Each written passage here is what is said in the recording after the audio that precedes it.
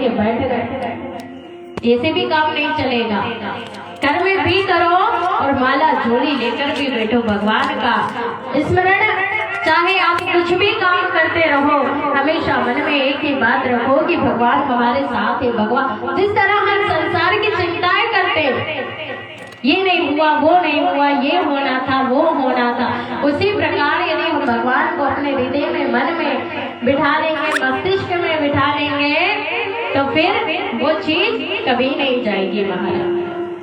कर्म करो तो फल मिलता है, आज नहीं तो कल मिलता है, और जितना अधिक गहरा कुआं हो उतना मीठा जल मिलता है। कर्म करो तो फल मिलता है, आज नहीं तो कल मिलता है। कर्म करते रहो और भगवान का नाम लेते रहो। सुदामा जी कर्म करते हैं, भगवान का नाम लेते हैं, जय श्री कृष्ण, जय श्री कृष्ण, जय श्री कृष्ण करते रहते हैं महाराज। अब सुदामा जी अपनी पत्नी के पास साथ रहते थे, 2 वक्त का भोजन पाते थे अच्छे से। भगवान द्वारिकाधीश ने कहा कि मेरा कितना अच्छा भक्त है, मेरा मित्र है सुदामा, अब बहुत समय हो गया, अब कृपा करनी पड़ेगी। तो भगवान द्वारिकाधीश ने ब्राह्मण का रूप बनाया, और ब्राह्मण का रूप बनाकर द्वारिकाधीश भगवान आज सुदामा के घर के सामने आकर के खड़े हो गए और कहने लगे, भैया हमें कुछ दे दो।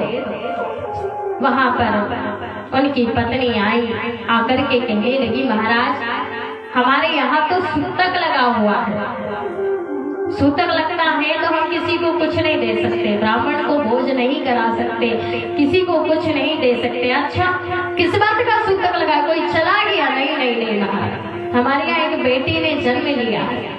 अच्छा बेटी ने जन्म लिया? अच्छा अच्छा, हाँ हमारे यहाँ एक बेटी ने जन्म लिया। बोले उसका नाम क्या है? उसका नाम है गरीबी। बोले इसलिए मैं आपको कुछ दान नहीं दे सकती। द्वारिकाधीश भगवान के नेत्र सजल हो गए, उन्होंने कहा चिंता मत करो, आपके यहाँ जो भी हो वो दान में दे। सुशीला ने कहा हमारे यहाँ एक अन्न का दाना भी हमारा स्वयं का नहीं है, हम कैसे आपको दान दे। तब ब्राह्मण रूपी द्वारिकाधीश भगवान ने कहा कि जो ये आपके पति हैं सुदामा जी, इनके मित्र हैं द्वारिकाधीश भगवान, जो द्वारिका के राजा हैं, आप उनके पास जाओ, वो आपकी सारी समस्या का हल कर देंगे। अब इधर भगवान तो कह करके चले गए। सुशीला ने कहा सुदामा जी से कि आप द्वारिका क्यों नहीं जाते? हमने सुना है कि द्वारिकाधीश आपके मित्र हैं। सुदामा जी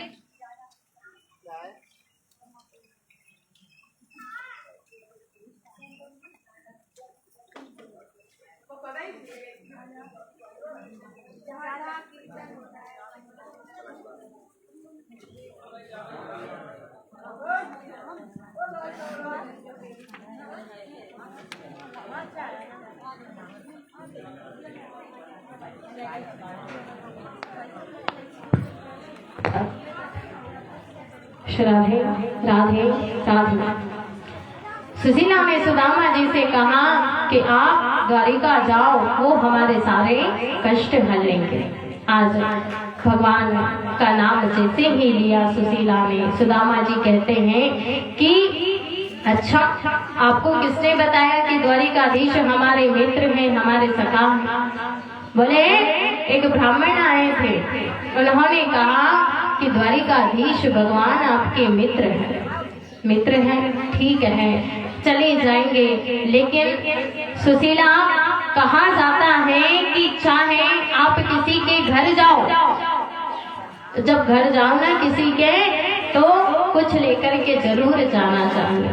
और 2-3 जगह ऐसी है जहाँ खाली हाथ नहीं जाना चाहिए। एक है मित्र का घर, यदि आप मित्र के घर जाते हो, सखा के घर जाते हो, तो आपको कुछ न कुछ लेकर अवश्य जाना चाहिए।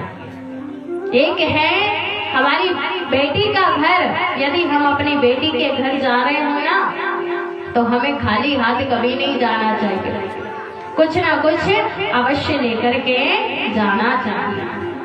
यदि हम अपने रिश्तेदार परिवार वालों के यहाँ जा रहे हो तो हमें कुछ ना कुछ लेकर के जाना चाहिए, खाली हाथ नहीं जाना चाहिए। आज सुदामा जी कहते हैं मेरे पास तो एक अन्न का दाना भी नसीब नहीं है, मैं क्या करूं, मैं क्या लेकर के जाऊं। सुशीला ने कहा उसकी चिंता मत कर, मैं सारी व्यवस्था कर दूंगी। अच्छा, ऋषभदेव जी महाराज कहते हैं राजा परीक्षित से, परीक्षित सुशीला 5 घरों में गई, वहां से 5 घरों से जा जाकर एक एक मुट्ठी चावल लेकर के आई और एक एक मुट्ठी चावल ला करके उन्होंने अपने जो फटा टूटा जो भी कपड़ा था 5 बलिष्ठ का वो कपड़ा, उस 5 बलिष्ठ के कपड़े में उन्होंने 5 मुट्ठी चावल बांध दिए, गठरी तैयार की और सुदामा जी से कहा अब जाओ और जाकर के आप द्वारिकाधीश से मिलकर के आओ।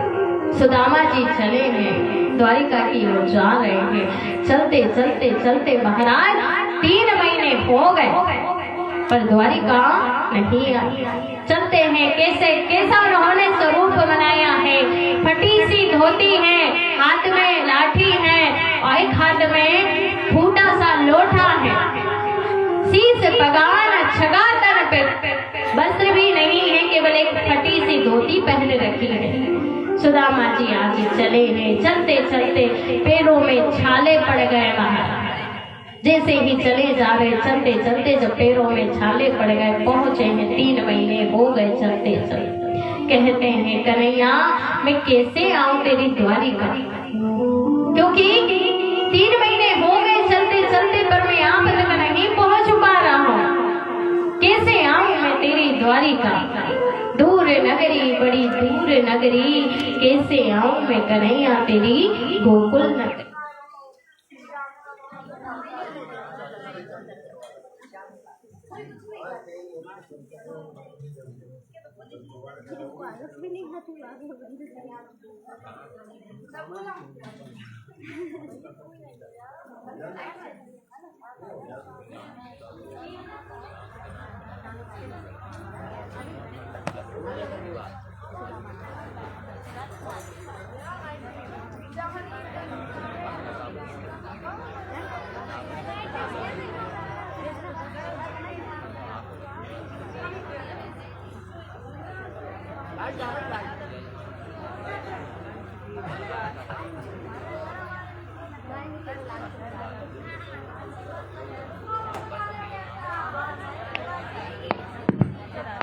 राधे राधे राधे राधे, बोली बांकी बिहारी लाल की।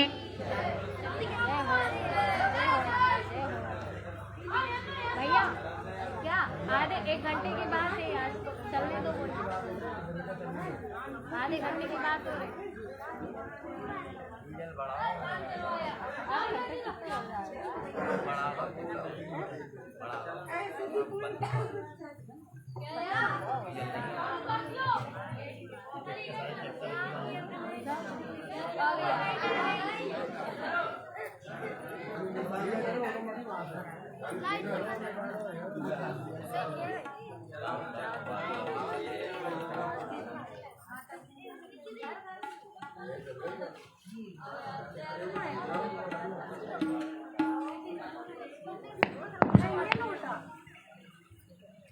राधे राधे, बोलिए बांके बिहारी लाल की जय, राधा रानी सरकार की जय, सिद्ध बाबा की जय। आज सुदामा जी चले हैं महाराज, चलते जा रहे हैं चलते जा रहे हैं और कह रहे हैं कन्हैया तुमने बड़ी दूर नगरी बनाई है, मैं कैसे आऊं आपके पास, इतनी दूर द्वारिकापुर। बोले अब तो ना भूख लगती है ना प्यास लगती है, भूख लगती है ना प्यास लगती है, जिंदगी अब उदास लगती है, और कैसे आऊं मैं तेरी द्वारिका, आस भी अब निराश लगती है। हे कन्हैया बड़ी दूर नगरी है, मैं कैसे आऊं। कहते कहते एक नदी पड़ती है बीच में, अब नदी को पार कौन लगाए, स्वयं भगवान द्वारिकाधीश आए हैं और उन्होंने वहाँ केवट का रूप बनाया और कहते हैं कोई पार जाने वाला है क्या। सुदामा जी कहते हैं हम हैं जाने वाले, पर हमारे पास पैसे नहीं है। भगवान कहते हैं चिंता मत करो, पैसे नहीं है तो कोई बात नहीं, हम आप जैसे भक्तों को ऐसे ही पार लगाते हैं। आज सुदामा जी को उन्होंने नाव में बिठाया है। मंद मंद प्रभु मुस्कुरा रहे हैं, कह रहे हैं कहाँ जाना है? अरे वो द्वारिका पुरी का जो राजा है ना, द्वारिकाधीश, वहाँ जाना है। अच्छा, बोले क्यों जाना है? अरे वो मेरा मित्र है, बचपन का सखा है, बहुत समय हो गया मिले हुए, इसलिए मुझे मिलने के लिए जाना। हाँ, आप जैसे ब्राह्मण बंधु ही भगवान द्वारिकाधीश के सखा हो सकते हैं, मित्र हो सकते हैं, जरूर जाइए। पर भैया ये तो बताओ कि द्वारिकापुरी कितनी दूर है? बोले अभी तो 6 महीने और लगेंगे पहुंचने में। नाव से पार किया, तट पर बैठ गए। उन्होंने सुदामा जी ने कहा कन्हैया अब तुझे बुलाना है तो बुला, नहीं बुलाना है तो मत बुला। वहीं उन्होंने एक मिट्टी का बड़ा सा डला उठाया, अपने सिरहाने लगाया और जो फटी सी धोती थी उस धोती को उन्होंने ओढ़ लिया और कहा कि अब आपको बुलाना है तो बुला लो, नहीं बुलाना तो हमारे बस की बात नहीं। लेकिन ये क्या, जैसे ही सोए सुदामा जी, जब प्रातः काल उठ करके देखते हैं सुदामा जी तो कहाँ पहुँचे? बोले द्वारिकापुरी में पहुँच गए। बड़े बड़े वो दिव्य प्रसाद है, बड़े बड़े वो दिव्य महल है, जगह जगह से जय श्री कृष्ण, जय श्री कृष्ण, जय श्री कृष्ण की आवाज आ रही। सुदामा जी गए, वहाँ जाकर के वहाँ के लोगों से पूछने लगे भैया ये कौन सी नगरी है? कहने लगे ये सुदामा जी से कहा कि द्वारिकापुरी। अच्छा, मैं द्वारिकापुरी में आ गया। हाँ, आप द्वारिकापुरी में आ गए, मैं तो ओढ़ करके सो गया था, मैं द्वारिकापुरी कैसे आ गया? अच्छा, नींद में चलते चलते आ गया होगा। भैया द्वारिकाधीश का महल किधर है? गए हैं द्वारिकाधीश के महल में, वहाँ द्वारपाल खड़े हुए थे। द्वारपालों से कहने लगे कि जाओ और जाकर के वहाँ कन्हैया जो द्वारिकाधीश है ना, वो मेरा मित्र है, बचपन का सखा है, उसको बुला कर के लाओ और कहो कि तुम्हारा मित्र सुदामा तुमसे मिलने के लिए आया है।